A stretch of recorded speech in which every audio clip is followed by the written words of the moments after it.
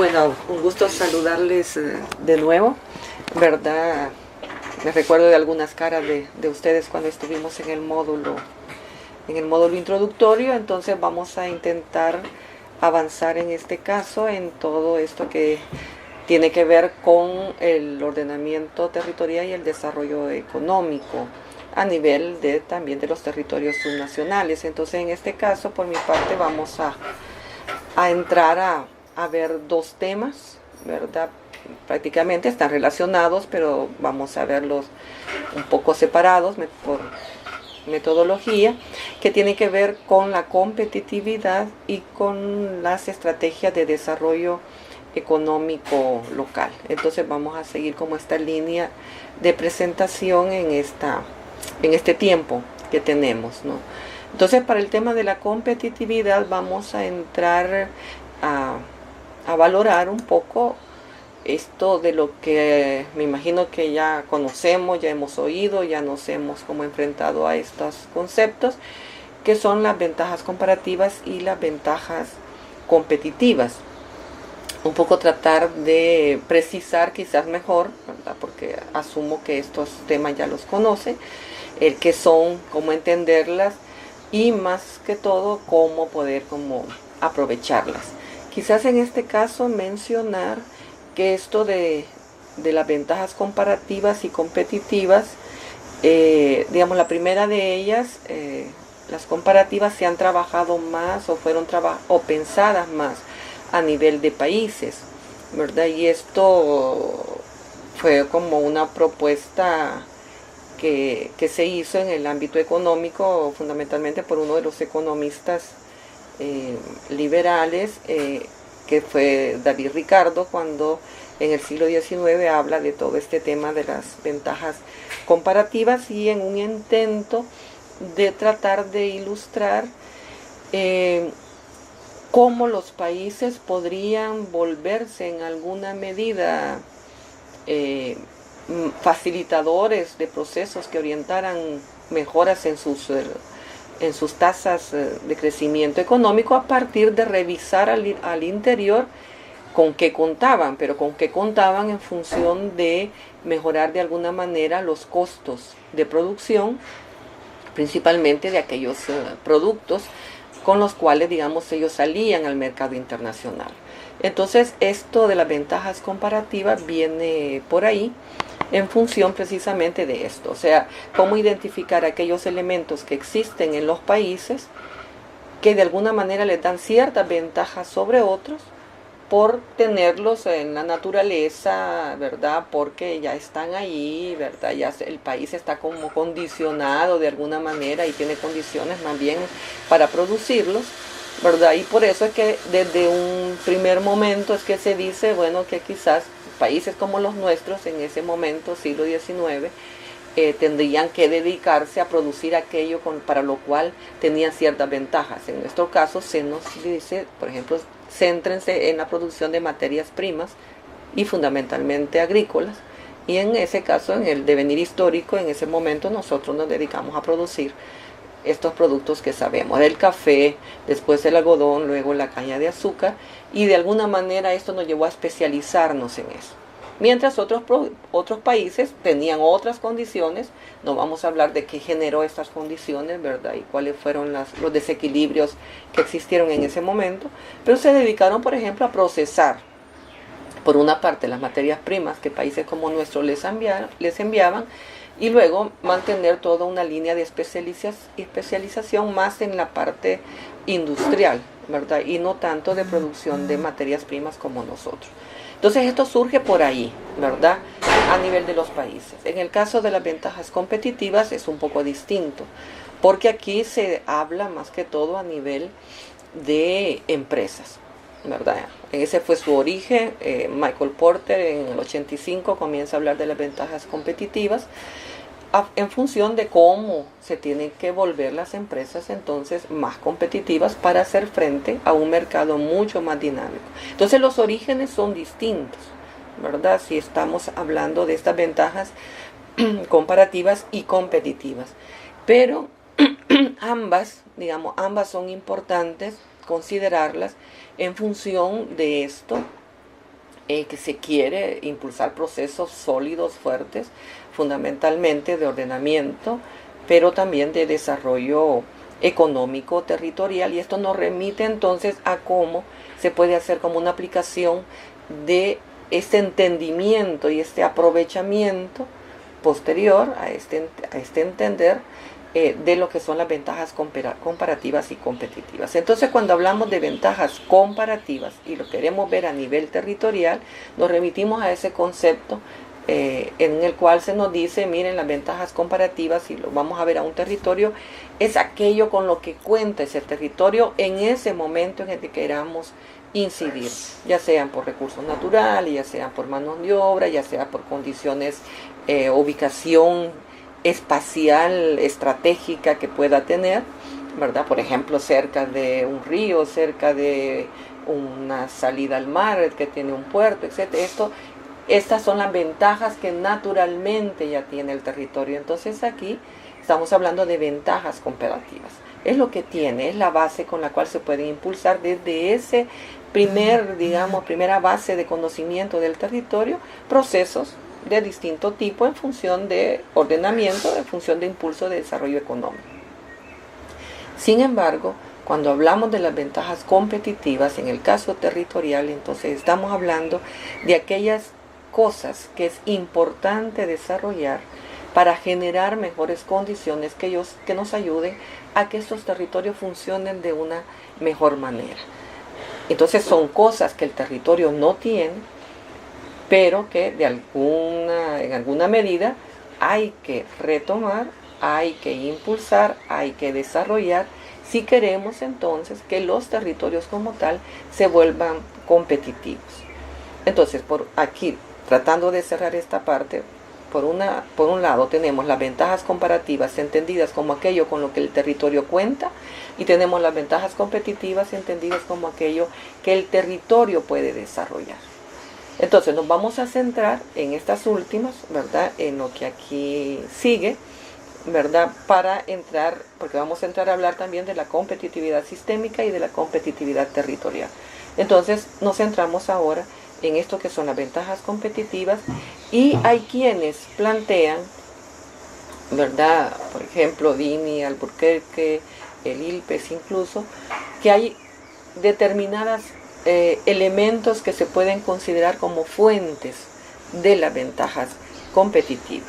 Entonces esto a lo que nos lleva es que tenemos que introducir en el territorio y conocer en el territorio cómo estamos con estas denominadas fuentes de ventajas competitivas, que lo que implica es aquellos elementos a partir de las cuales se pueden construir este tipo de ventajas.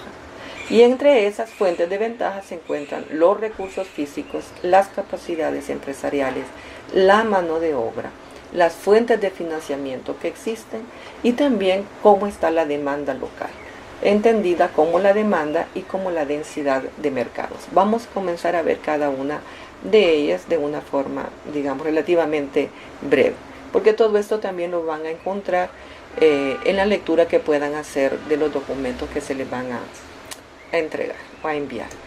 En el caso de los recursos físicos, ya dijimos antes que los territorios cuentan con determinados recursos físicos. Entonces estos recursos, en esta línea de entendimiento como fuente de las ventajas competitivas, se pueden ubicar como en tres grandes. Uno que tiene que ver con los recursos naturales y agroecológicos, o sea, con qué cuenta el territorio, y entonces a partir de esto, qué cosas hay que potenciar. Obviamente tenemos en este caso de los recursos naturales, tenemos las materias primas que produce ese territorio, los insumos que produce ese territorio, el agua, el medio ambiente y el clima, y el procesamiento agrícola y el potencial de encadenamiento.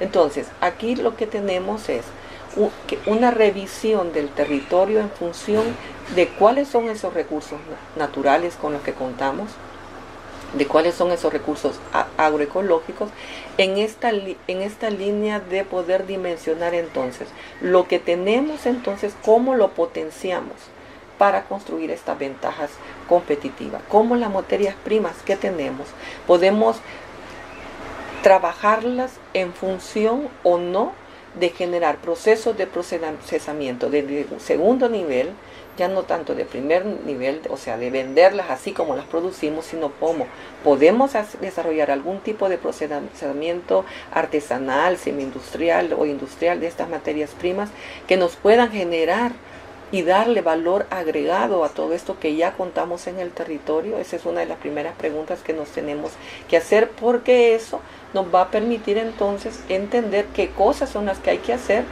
para generar entonces esas ventajas competitivas que nos van a hacer como territorio mucho más nos van a generar una posición mejor frente a otros en esta línea del crecimiento y el desarrollo económico. El tema del agua es fundamental examinarlo en función qué cosas podemos allí canalizar, revisar, en función de que se está agotando, no se están agotando las fuentes de agua. Esta agua es fundamental no solo para el consumo, sino también para todo lo que pensamos desarrollar en función de estas ventajas competitivas. Esta agua podemos entonces ver más allá de que existe, que está allí, de que hay ríos, de que corren, de que hay abastecimiento para el consumo. ¿Cómo podemos entonces recuperarla, por ejemplo, para poder trabajar con esta agua, sistemas de riego que nos puedan ayudar en toda esta línea de trabajo, si es que así la queremos desarrollar, en función de fortalecer la producción agropecuaria con miras a ese procesamiento posterior que le va a dar mayor valor agregado? Y en esta línea incluye entonces o entra cómo podemos ver el medio ambiente y el clima como una fuente potencial también que nos va de forma articulada e interrelacionada con todos estos recursos naturales, poder convertirse en unas fuentes importantes y claves para unas ventajas competitivas. El tema de la localización física, o sea, lo que se decía hace un momento, o sea, ¿cuál es la localización espacial que este territorio tiene? ¿Está cerca de qué? ¿Está lejos de qué? ¿Está a la par de qué?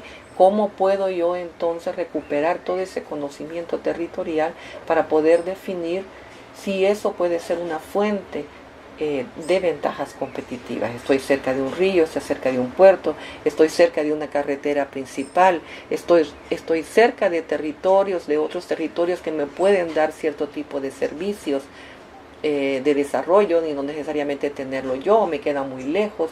Ese examen es importante realizarlo en función de esta construcción de ventajas.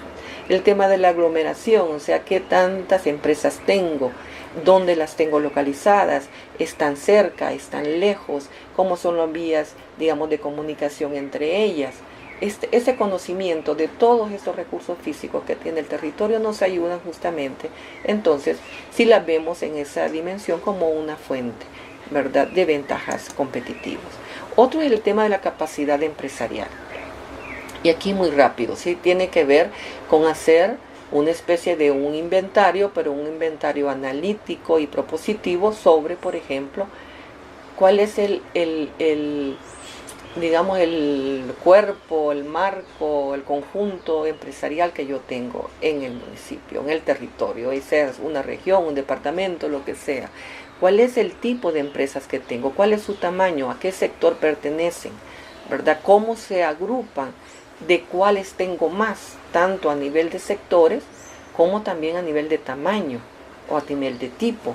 O sea, ¿cómo puedo yo comenzar a entender estos procesos de aglomeración o de agrupamiento de las empresas que me permitan entonces, si quiero apostarle a la generación de ventajas competitivas, entender cómo están funcionando y qué significa que estén agrupadas o dispersas, que persigan los mismos objetivos, persigan objetivos distintos a nivel de los sectores hacia los cuales orienta su producción?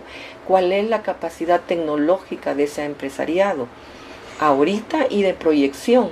Porque aquí estamos hablando de actores que tienen sus propias lógicas de funcionamiento y sus propias proyecciones de trabajo. Entonces, si van a estar en función de generación de ventajas competitivas que van más allá de la generación de ventajas para ellas como empresas, sino a nivel territorial, todo esto también entra a formar parte de ese conocimiento básico que se tiene que tener en el territorio. Y una parte importante de todo esto a nivel empresarial tiene que ver con el examen y el conocimiento que podamos tener de cuál es esa cultura empresarial local, en el sentido de que cuál es, como digamos, ese planteamiento empresarial que existe a nivel de territorio. ¿Es una empresa que asume riesgos o es una empresa que se acomoda? ¿Es una empresa que permanentemente está buscando subsidios o más bien una empresa que busca apoyos compartidos junto a otros? ¿Cómo son las relaciones que se dan entre las empresas? ¿Es de una, digamos, mala competencia, una débil competencia, o por el contrario, es una competencia que sabe que articulándose, apoyándose entre ellas, realmente va a poder asumir de mejor manera los riesgos? Entonces, esto va más allá de hacer un inventario numérico de las empresas que tenemos, sino del parque empresarial que tenemos, sino que va más que todo también orientado a entender su funcionamiento, sus lógicas de actuación, con la intención justamente de que a partir de ese conocimiento se puedan construir ventajas competitivas orientadas a eso, a la posibilidad de agruparse, de aglomerarse, de buscar nuevas tecnologías, de generar apoyos mutuos entre ellas para salir adelante como territorio. Otro es el tema de la mano de obra, y digamos que es una de las fuentes de recursos quizá más importantes para países como los nuestros, ¿verdad? Que también hay que conocer. O sea, aquí de lo que se trata es cómo realmente entendemos, conocemos, profundizamos en estas fuentes de ventajas competitivas, porque solo a partir de eso vamos a generar o a poder generar transformaciones realmente que nos lleven caminando hacia la lógica de desarrollo económico territorial. Entonces, conocer la mano de obra implica cuál es la mano de obra, conocer cuál es la mano de obra con la que yo cuento en ese territorio, cómo ha sido formada, qué conocimientos tiene, a qué se han dedicado en todo este tiempo, ¿verdad? ¿Qué porcentaje de esta mano de obra tiene conocimientos básicos, conocimientos técnicos, conocimientos universitarios? ¿Cuál es la orientación de este cuerpo de personas que yo tengo como recursos formados para emplearse hacia, por ejemplo, la cultura tecnológica? ¿Qué tan abiertos, qué tan cerrados son hacia el manejo de nuevas tecnologías, ¿verdad? Porque eso también va a ser muy significativo en función de lo que querramos impulsar en ese territorio, ¿verdad? ¿Cuáles son, hasta dónde han llegado esas capacidades técnicas, todas esas capacitaciones más vocacionales, más específicas que se han generado en este territorio? Esto es fundamental, el tema de la mano de obra es fundamental, porque uno podría decir que hoy por hoy es uno de los recursos más importantes y de alguna manera más amplios que tenemos en cada uno de los territorios. Pero solo doy un ejemplo en función de la importancia de esto, y tiene que ver cuando llegan empresas grandes a instalarse en un territorio y necesitan mano de obra. Entonces se ha dado el caso, y esto es así en la mayoría de situaciones que se ha podido constatar, es que estas empresas grandes necesitan de una mano de obra con cierto nivel de calificación, y aunque el interés sea y la negociación que se haya hecho para que estas empresas lleguen allí a ese territorio sea que van a utilizar la mano de obra local, muchas veces no se encuentra mano de obra con la calificación necesaria que estas empresas requieren. Entonces, ¿eso qué implica? Que una iniciativa que podía potenciar fuertemente el desarrollo económico en un territorio específico, que podría dar luces para orientar de mejor manera el ordenamiento de dicho territorio, aprovechando los recursos con los que se cuentan, se queda cortado porque no se encuentra en ese territorio lo que se necesita en términos de esta calificación de mano de obra, que realmente podría entonces generar un impulso importante en esa localidad. Ese es un ejemplo, por ejemplo, claro, en empresas como Calvo en La Unión, en estos grandes complejos hoteleros que llegan y se instalan en determinados lugares, el tema del aeropuerto, de los aeropuertos, de los puertos, etcétera, que necesitan mano de obra con determinado nivel de calificación. Entonces, ponerle atención a esta fuente de ventajas competitivas es importante.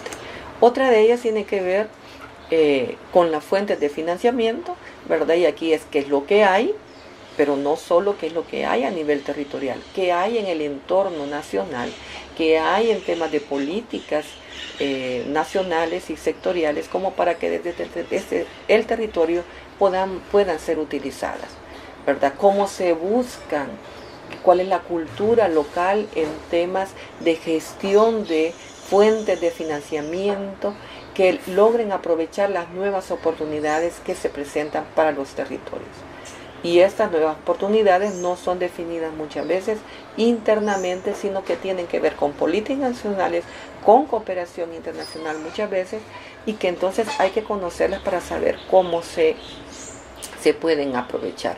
Cuáles son las políticas nacionales a nivel, por ejemplo, de funcionamiento de ciertos préstamos que se pueden utilizar o recurrir a nivel territorial, cómo funcionan los bancos comerciales, las corporaciones financieras, hay esquemas o no a nivel nacional de alguna manera que puedan ser innovadores en la forma de otorgamiento de créditos. Existen posibilidades de obtener capital de riesgo, y esta exploración muchas veces escapa y sale la mayoría de veces de los ámbitos y de los límites territoriales, porque tienen que ver más con políticas a veces ni siquiera nacionales, sino internacionales, de acceso a cierto tipo de recursos. Por último, tiene que ver todo el tema de la demanda local, o sea, cómo está funcionando nuestra demanda local a nivel territorial, ¿verdad? Estamos accediendo a mercados grandes, ya sea como oferentes, principalmente, más que como demandantes, ¿verdad? Y aquí es la lógica misma de cómo funciona a nivel de país la exportación, la importación. Entonces a nivel del territorio igual, cuánto estamos produciendo hacia afuera, cuánto estamos comprando hacia adentro, y esto va a decir mucho qué tan desequilibrados o equilibrados estamos en esta lógica de oferta y las demandas. Y también esto tiene que ver con uno de los puntos que vimos antes a nivel empresarial, cómo estamos en temas de la densidad empresarial, porque la cercanía o el alejamiento que tengamos en el parque empresarial también tiene que ver con el subir o reducir los llamados costos de transacción en función de, digamos, impulsar ciertos procesos. Entonces, en esta línea de análisis, digamos, se entra a todo este tema, y todo lo que nos lleva a esta exploración de las fuentes de ventajas competitivas, principalmente para los territorios, es porque estamos orientando nuestra búsqueda a generar procesos de competitividad territorial y de competitividad sistémica. Entonces, cuando hablamos de competitividad territorial, tenemos que remitirlos a algunos actores como a Michael Best, por ejemplo, que hablaba de que los territorios y el tema de la competitividad ha ido evolucionando, y entonces habla de lo que podría entenderse como 3 generaciones en esta línea de la competitividad. Dice que en la primera generación se hablaba que para sacar del estancamiento a ciertos territorios, entonces se les ofrecían incentivos a las empresas para que se fueran a esos territorios. Entonces, esta forma de ver la competitividad a los territorios estaba muy orientada a la localización de las empresas. Entonces, así fue como se crearon ciertos distritos industriales en ciertos espacios regionales, en donde se generaba cierto agrupamiento de empresas. Luego se dio en esta misma línea una segunda generación de políticas orientadas a esto de la competitividad territorial, y se habló entonces de la importancia de las relaciones que tenían que haber entre las empresas. Y estas relaciones que iban más allá de una relación de buen vecino, como estamos cerca, pues entonces nos apoyamos, sino cómo se podían generar en estos procesos encadenamientos hacia adelante y hacia atrás, en el cual en una misma aglomeración territorial se pudieran entonces generar vínculos productivos que llevaran a ese territorio a otro nivel de desarrollo, hasta llegar a lo que se conoce como justamente ya la competitividad territorial, que es lo que se ha venido trabajando, y que es cómo se vincula la empresa con el territorio, en el entendimiento que la empresa no puede lograr los objetivos que persigue por sí misma, ni articulada nada más con las otras empresas que están cercanas, sino que en esto tiene que ver cómo se genera un entorno favorable a nivel, primero del territorio, pero a nivel nacional, en función de que este funcionamiento sea llevado para generar estas transformaciones importantes a nivel de las empresas, pero también a nivel de los territorios como tal. Entonces aquí se trata de cómo mejorar estos niveles que de alguna manera logren generar condiciones para lo que en el territorio se produzca, tengan una vinculación más efectiva, más eficiente con mercados nacionales, pero también internacionales. Y entonces aquí en esta lógica es donde comienza a aparecer el carácter multidimensional de la competitividad, que si bien se veía visto ya el carácter multidimensional del desarrollo local, en este caso se puede hablar también del carácter multidimensional de la competitividad, en donde se habla de 4 niveles, ¿verdad? Que posiblemente, estoy segura de que ya los han oído antes, y que tiene que ver con los niveles meta, el nivel meso, el nivel macro y el nivel micro. Entonces, en el esquema, digamos, está muy claro a qué se refiere. Entonces, cuando hablamos de la competitividad sistémica y de estos niveles, de lo que estamos hablando es cómo se tiene que dar una interacción, una articulación entre estos 4 niveles si realmente queremos construir competitividad sistémica de cara al desarrollo económico territorial.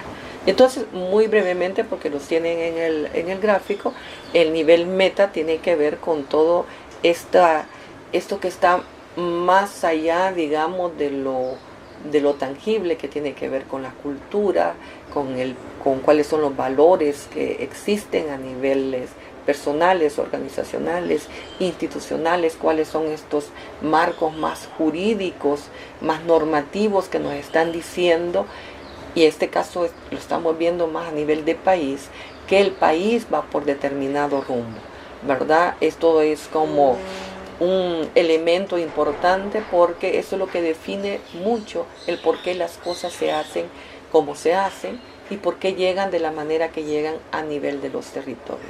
Luego ya cuando entramos al nivel meso, entonces ya comenzamos a hablar de todo aquel conjunto de políticas que nos van a permitir crear estos entornos de alguna manera innovadores para el fomento empresarial que se quiera impulsar. Y tiene que ver con todo el tema de las políticas más de entorno, todo lo que tiene que ver con la educación, con el medio ambiente, con la tecnología, con lo industrial, con el turismo. Aquí estamos hablando de todas aquellas políticas más sectoriales. Luego tenemos, por otra parte, todo el tema del nivel macro, o sea, cómo se puede generar este entorno favorable para ayudar a que se desarrollen procesos de algún tipo de acumulación económica territorial que nos permitan entonces poder llegar a un proceso de distribución económica territorial, que en la manera que se haga es lo que nos va a estar llevando a procesos de desarrollo económico. Entonces aquí ya en el nivel macro entran específicamente las políticas que tienen que ver con lo económico, pero que no son definidas desde lo económico, como la política monetaria, la presupuestaria, la fiscal, la comercial, políticas de competencia, todo este marco normativo que nos va a orientar precisamente a cómo es que se tienen que hacer las cosas, cuáles son los requerimientos y las regulaciones que hay que cumplir.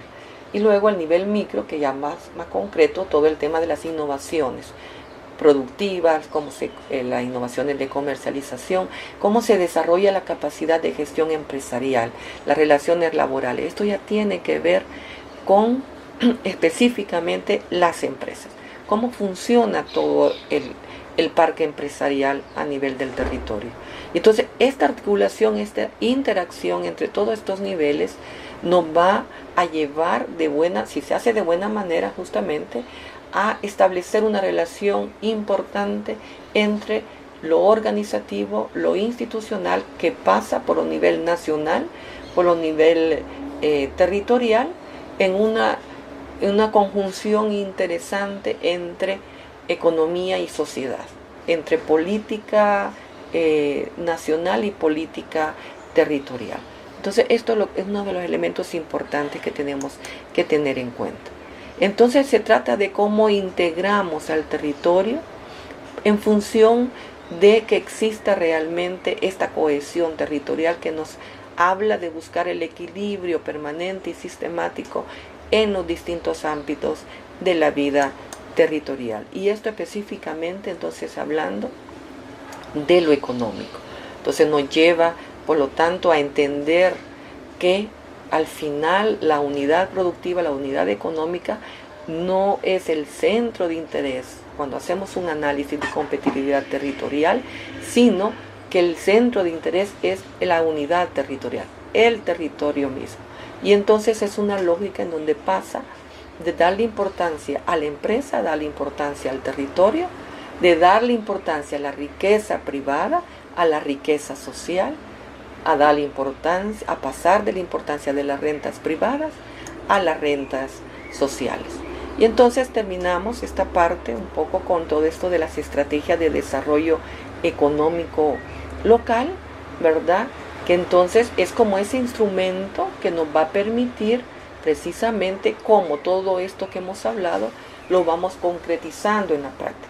Este examen que hemos hecho, que podemos hacer de la construcción de las fuentes de ventaja competitivas por una parte, es lo que nos va a permitir definir cuáles son esos lineamientos básicos que necesitamos tener muy claros para potenciar estas áreas que hemos definido como relevantes dentro del ámbito económico, para que tengan un impacto mucho mayor al nivel de territorio en función entonces de establecer bien esta articulación, ¿verdad?, entre el desarrollo económico, que justamente cómo vamos a potenciar esto, pero también cómo el territorio se ordena y se organiza para dar una mejor respuesta a esto y al final llegar a la mejora en las condiciones de vida de la gente.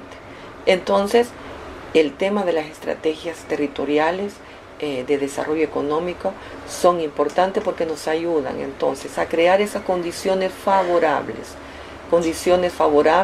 no solo a nivel micro como lo vimos, sino abordando todos los otros niveles dentro de la competitividad para que nos ayuden a generar, a fomentar una cultura emprendedora local, que desarrollemos procesos de concertación públicos, privadas, y que nos ayuden entonces a fortalecer, por otra parte, los procesos de gobernanza local. Entonces, estos autores, Albuquerque y Dini, también hablan de estas bases de apoyo a una estrategia de desarrollo territorial, que es lo que hemos venido hablando antes. Por una parte, todo esto tiene que basarse en que haya una movilización y participación de actores locales, actores interesados en participar en esto, liderados por los gobiernos locales, con una actitud muy proactiva y tratando de fomentar la existencia de equipos de liderazgo local que nos tiene que llevar entonces a esta búsqueda de cooperación público y privada, ¿verdad?, de actores territoriales, para que entre todos podamos de forma concertada a nivel territorial construir una visión común de desarrollo territorial en donde la formación de los recursos humanos sea fundamental, pero una formación para darle salida a estas necesidades locales de acceso a un empleo, de acceso a emprendedurismo, y que de alguna manera tanto mano de obra como empresas tengan un sustento y una oferta territorial de servicios de desarrollo